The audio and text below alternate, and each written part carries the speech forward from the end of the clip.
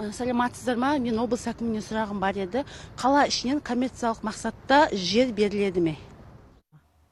Коммерциялық мақсатта жер беру жөнінде. Енді жаңа айттым, бас жоспар жасақталды. Бас жоспарымыз бар.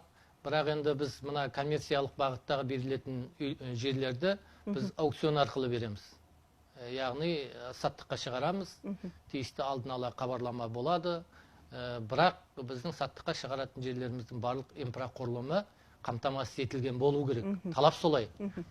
Сондықтан осы жақында да мүмкін көріп жатқан шығар, осы аукционға шығады осы айдың аяғына дейін бірнеше жерлер, оның ішінде тұрғын үй құрылысына бар, сосын мына коммерциялық бағыттағы жаңағы жердің нелері бар, жаңағы бағыттары бар.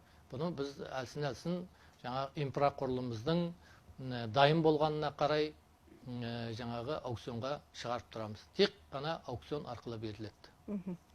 Алдымен талап орындалу керек дейсіз ғой? Әрине талап орындалу керек.